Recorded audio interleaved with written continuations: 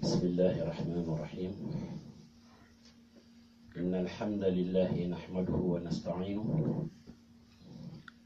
ونعوذ بالله من شرور أنفسنا وسيئات أعمالنا فمن يهد الله فهو المهتدي ومن يضلل فلا هادي له نشهد أن لا إله إلا الله ونشهد أن محمدا عبده ورسوله اللهم أرنا الحق حقا وارزقنا اتباعه وأرنا الباطل باطلا وارزقنا اجتنابه وجعلنا ممن يستمعون القول فيتبعون أحسنه أولئك الذين هداهم الله وأولئك هم المهتدون السلام عليكم ورحمة الله تعالى وبركاته. وعليكم السلام. Chers frères, aujourd'hui, on va parler de Sahaba. Lui aussi, c'est pas n'importe laquelle. C'est pour cela le Coran, c'est vraiment mu'jiza. Parce que le Coran, il te parle du passé, il te parle du présent, il te parle de l'avenir. Aucun livre ne peut pas se mesurer le Coran. Dieu, il dit le prophète sallallahu alayhi wa sallam, je vais te raconter des histoires, mais des belles histoires. Quand tu lis le Coran, tu as l'impression que tu es en train de parler avec quelqu'un. Aujourd'hui, on va parler de Sahaba qui a fait quelque chose aussi qui est très grandiose. Très grandiose. Mais lui, il est resté 100 ans. Je dis bien 100 ans. Il n'a pas d'enfant. Il a une femme qui a 90 ans, n'a pas d'enfant. Alors, c'est une inquiétude. Regarde aujourd'hui, nous, si tu as 100 ans, comment tu vas faire un enfant 100 ans? Quand tu as 90 ans, comment tu vas faire un enfant? Donc, on peut comprendre cette histoire-là avec philosophie et qudratullah. C'est-à-dire Dieu qui fait ce qu'un être humain ne peut pas faire. C'est Allah qui mérite, on l'adore, qui mérite, on lui donne ce qu'on ne peut pas donner à qui que ce soit. Voilà. Al-Imran. Imran n'a pas d'enfant. Il a une femme qui n'a pas d'enfant. À l'époque, Bayt al-Maqdis, Imran qui s'occupait de Bayt al-Maqdis, quelqu'un de bien. Il nettoie, il fait tout. Mais pendant qu'il fait ça, dans son cœur, il demande qu'Allah lui donne un enfant. Sa femme aussi. Ils sont restés comme ça. Un jour, sa femme ouvre une fenêtre de sa maison. Il voit un oiseau qui donne le manger à ses enfants. Ah, ça l'a commencé à toucher le cœur. Il commence vraiment d'avoir un enfant. Quand il a vu ce oiseau-là qui donne le manger à son enfant. Il dit à Allah, je te demande de me donner un enfant qui va s'occuper de Bayt al-Maqdis, parce que si nous on meurt aujourd'hui, Bani Israël, ce sont des malfaiteurs. Donc, ces mosquées-là, ils vont le laisser comme ça. Peut-être même la génération va se perdre. Vous voyez? Donc, il a prié. Il continue à prier. Un jour, il prie. Jibril est venu. L'annonce qu'il va avoir un enfant. Voilà. La femme, elle est tombée enceinte. Mais lui, qu'est-ce qu'il a choisi d'avoir? Un garçon. Il voulait avoir un garçon.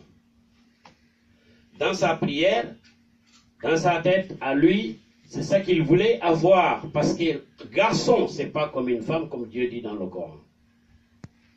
Que l'homme masculin n'est pas comme une femme. Mais là, ce qu'il a demandé, Dieu n'en a pas donné ce qu'il a demandé. Dieu lui a donné une fille, Mariam. Dieu lui a donné Mariam. Quand elle est enceinte, quand il est arrivé le moment de l'accouchement, il a vu que ce qu'elle a demandé, ce n'est pas ce que Dieu lui a donné. Dieu lui a donné une fille qui est Mariam. Et Dieu, quand il fait quelque chose, c'est en préparation qu'il est en train de faire. Il faut prendre ça avec l'intelligence. Et il lui a donné Mariam. Il accouche. Je vais raccourcir l'histoire parce que c'est tellement long. Si on voulait faire cette histoire-là encore, ça va être très très très long. Mais j'ai raccourci l'histoire pour qu'on puisse comprendre. Alors, il accouche. Il dit à Dieu, j'ai souhaité d'avoir un garçon. Tu m'as donné une fille. Une fille n'est pas comme un garçon. Et la naissance de Mariam, son père, Al-Imran, il meurt. Il meurt. Regarde Allah, ce qu'il fait. Il meurt. Maintenant, qui va élever cet enfant? Comme ils ont vu Imran, c'est quelqu'un de bien. Quelqu'un qui ne fait pas n'importe quoi. Que des bonnes choses. Chacun a souhaité d'élever Mariam. Chacun voulait vraiment élever Mariam. Mais comme Zacharia, alayhi salam, lui, avec Imran, ils ont épousé les deux sœurs. Les deux sœurs. C'est pour cela que quand Mohammed sallallahu alayhi wa sallam, il est monté sur le ciel, en haut, au deuxième, il a trouvé Yahya ou Issa. Les deux cousins. Parce que ces deux-là, ils viennent de deux sœurs, même père et même mère. C'est des cousins. Yahya ou Issa. Quand le prophète est monté, aller chercher pour la prière, quand Jibril est venu le chercher, il a trouvé Yahya ou Issa. C'est le deuxième ciel. Il les a trouvés là-bas, les deux cousins, il les a salués des deux cousins. Maintenant, voilà le problème est venu. Qui va élever Mariam? Mariam, une fille sainte. Parce que son père et sa mère, ils ont demandé à Allah que le Satan, parce que kullu mawludin, je dis bien, chaque naissance qui vient de naître seulement, la première chose qui va commencer à rouler ou marcher ou circuler sur ton sang, c'est le Satan. Sauf Mariam ou Issa. Le Satan ne les a pas poussés. Parce que Jibril les a informés ça. Que le Satan ne les touche pas. Mariam et Issa, sa maman. Alors, voilà la discussion a commencé. Maintenant, qui va élever Mariam? Zacharia a dit, moi je mérite d'élever Mariam. Parce que Mariam, sa sœur, c'est ma femme. C'est elle qui a donné Mariam. Donc je mérite d'éduquer Mariam. On dit non. Maintenant, il y a des choses. Laquelle, Allahu Alam. Les oulémas, ils ont fait là-bas un peu de discussion. Il y en a qui disent, je vais vous expliquer celui-là et je vais vous expliquer celui-là aussi. Les premiers ont dit que on va avoir un enfant qui rentre. On va mettre notre stylo, les plumes. L'enfant va choisir un plume parmi les plumes, y compris le plume de Zacharia, là-dedans. On va voir si l'enfant, quel que soit le plume qu'il va prendre dans ces plumes-là, celui qui va élever Mariam. L'enfant a pris le plume de Zacharia. Tu as vu comment ils sont durs? Ils ne sont pas d'accord. Et l'enfant a choisi, il a pris, parce qu'il n'était pas là quand ils ont mis les plumes. Comme Dieu dit dans le Coran, à le prophète Mohammed sallallahu alayhi wa sallam, quand il y avait cette discussion-là, tu n'étais pas là. C'est moi qui t'ai raconté cette histoire. Et il a pris le plume de Zacharia. On dit non, on n'est pas d'accord. Comme à côté de Bayt el-Maqdis, il y a un Nil. Je n'ai pas été. Mais il y a un Nil. On dit maintenant, on va aller dans ce Nil-là, on va jeter tous nos plumes. Maintenant, on va voir. Le plume qui dépasse les autres plumes, celui qui va élever Mariam. Ils ont jeté les plumes. Le plume de Zacharia est sorti en premier. On dit non, on va faire le axe. On va faire comme on a fait, on va faire le axe. Le contraire. Ils ont fait encore le contraire. Paf, le plume est sorti encore, Zacharia. Ça, des autres groupes de oulamans, c'est ça qu'ils ont dit. Donc le groupe qui ont dit les plumes contraires ou l'enfant qui est venu, eux, ils sont s'arrêtés dans ça. Mais les autres, qu'est-ce qu'ils ont dit? Ils ont dit, il y a un miracle. Quand ils ont jeté les plumes, d'autres groupes de oulamans, quand ils ont jeté les plumes, le plume de Zacharia a fait le contraire. Ça, c'est Mo'jiza. Quand ils ont vu ça, ils ont accepté. Les autres aussi ont accepté. On dit maintenant, c'est Zacharia qui va élever Mariam. Tout le monde est d'accord. Maintenant, Mariam, comme Dieu lui a dit, dans les mihrab, c'est-à-dire là où ils adorent Dieu, Bayt el-Maqdis, il y a une place spécialement que Mariam, souvent, il va aller s'asseoir là-bas. Il adore que Allah. Parce que c'est ça que Dieu lui a dit. Il faut adorer que Allah. Tout court. Il continue à faire ça. Mariam, tout seul. Mais, ce qui est incroyable dans cette histoire-là, à chaque fois Zacharia vient la porter à manger, il va trouver des repas différents que le repas de leur époque. C'est-à-dire, à chaque fois qu'il vient, si c'est l'été, il va trouver les fruits de l'hiver. S'il vient l'hiver, il va trouver les fruits de l'été. Ben, Zacharia aussi a commencé à s'inquiéter. Mais comment? Il demande à Mariam, mais comment? Comment ça t'arrive comme ça? À chaque fois que je viens, des repas différents. Le repas d'époque, c'est-à-dire l'heure qu'on va voir, par exemple ici, si c'est l'été, on va avoir peut-être des pommes, mais quand on vient, on trouve des oranges. J'explique comme ça on va comprendre. L'été, donc, ça change. Zacharia, quand il a vu ça, il a compris que cette fille-là, c'est pas n'importe laquelle, qui est Mariam. Et lui aussi, il commence à demander à Allah de lui donner un enfant. Parce que derrière lui aussi, quand il va partir, qui va s'occuper Bayt el-Maqdis.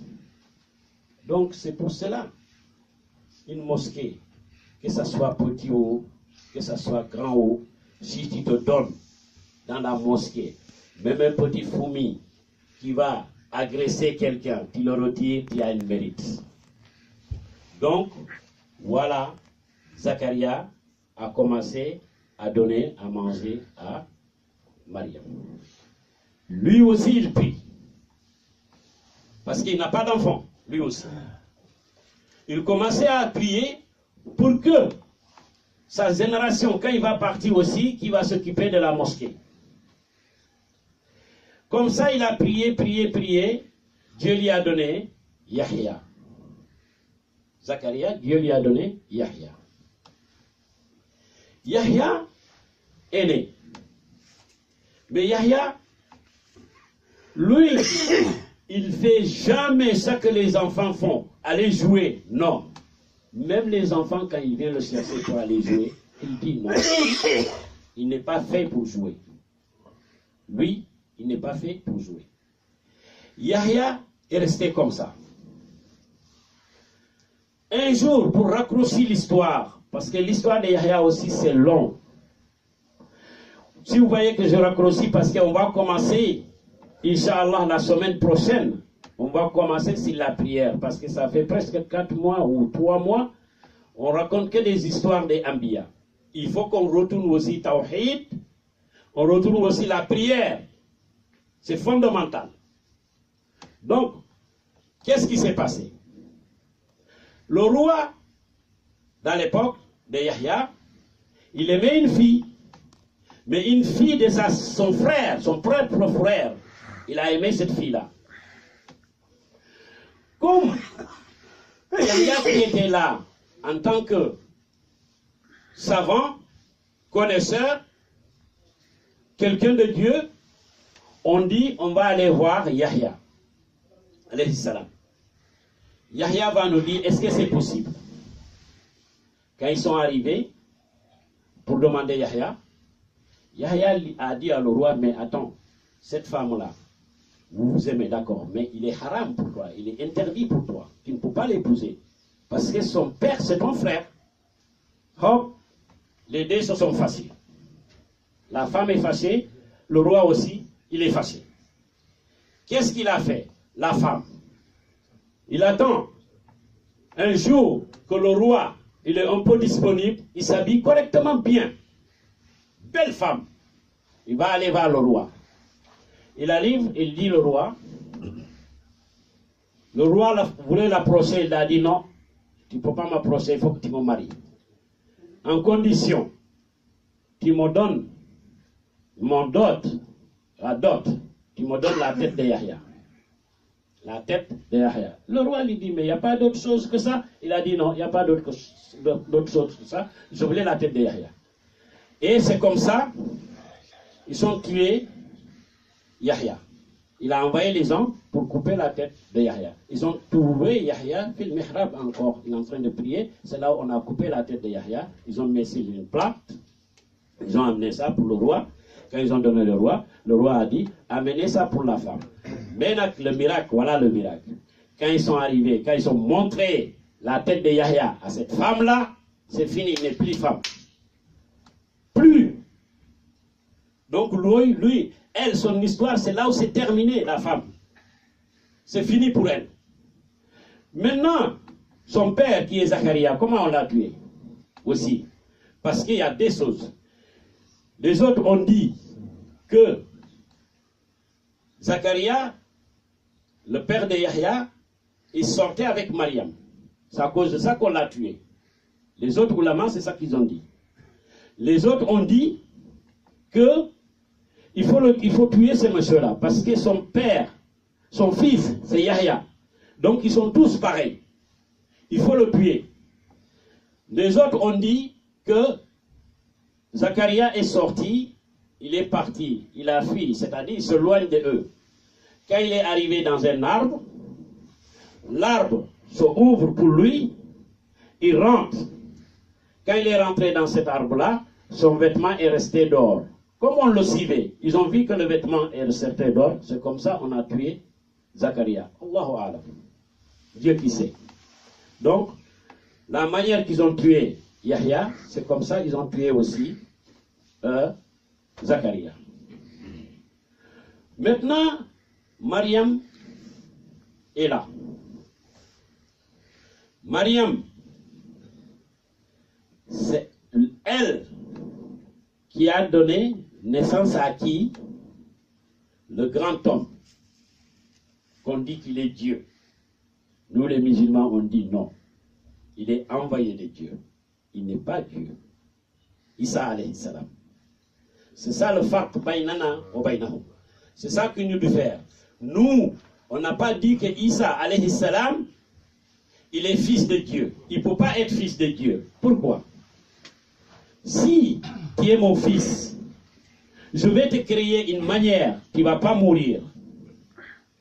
je vais te créer une manière, tu ne vas pas être comme les autres. Nous les humains, on mange, on boit, on est fatigué. Mais Dieu, il ne dort pas, il ne tombe pas malade, il ne meurt pas.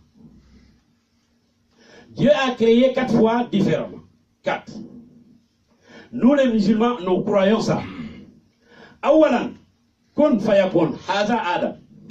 Il dit soit il est Adam. Et après, il a créé Hawa sur le code de Adam. Hawa est sorti sur Adam. Donc il a créé 2 fois. Là. Le 3e, Isa alayhi salam. Il est sorti de qui? Mariam.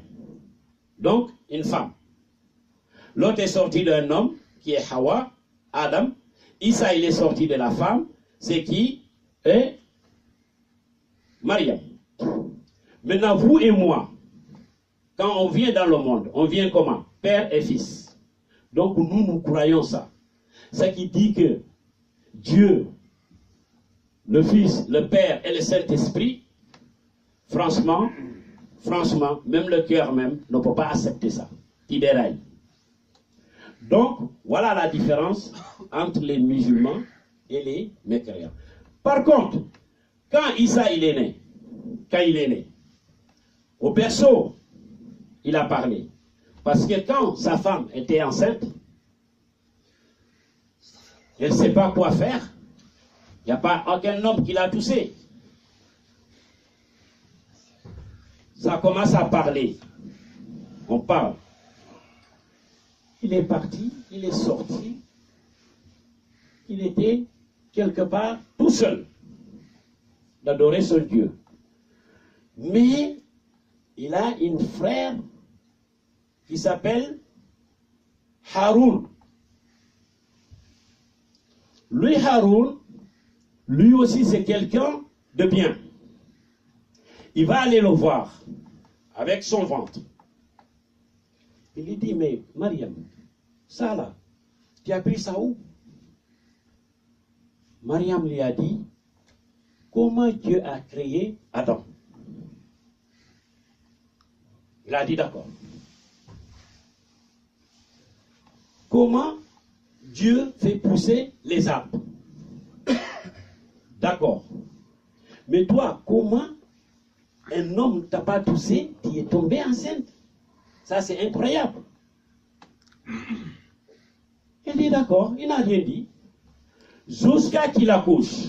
Quand il a accouché, il a pris l'enfant, il va venir Bayt el-Maqdis avec l'enfant, le bébé. Quand ils sont venus, tout le monde est venu parce que c'est miracle. Aucun homme ne l'a pas touché. Elle a un enfant à main. Quand ils sont venus pour le demander des preuves, où est-ce qu'il a pris cet enfant-là? Il a fait, demandez-le. Moi, je ne peux pas parler. Il est devenu miette. Demandez le bébé. Le bébé a parlé sur le berceau. Ma mère, personne ne l'a pas touché. Moi, Dieu qui m'a envoyé, il m'a donné un livre. Il m'a dit de vous dire de l'adorer tout seul. Un bébé qui est né. Voilà un miracle. Là, on a compris que cette bébé-là, ce n'est pas n'importe laquelle. Il faut laisser Mariam. Le bébé a grandi, c'est Isa, alayhi salam. Mais Isa n'a jamais dit à quelqu'un, adorez-moi, ni ma mère.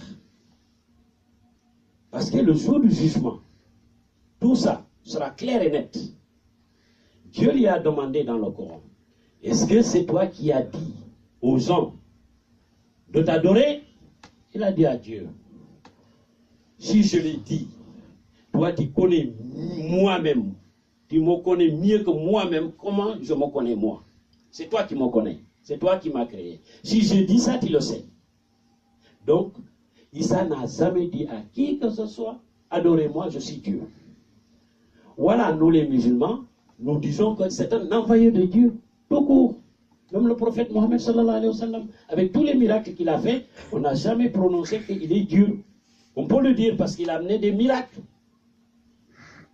Il a fait des miracles. Dieu qui a fait que ça que aucune personne n'a jamais fait. Donc, il mérite qu'on lui donne ça qu'on n'a pas donné, on ne va pas donner à qui que ce soit. De dire, oui, je vais adorer quelqu'un. Celui qui va me défendre devant Dieu, ça c'est une erreur capitale. Personne ne peut pas défendre qui que ce soit. Ça c'est le Coran qui dit. Personne ne peut pas défendre quelqu'un devant Dieu. C'est comme ça que tu as fait, toi qui vas te défendre. Parce que tous ces Sahaba-là, le jour du jugement, on va leur demander comment ils ont fait avec leur peuple. Chacun.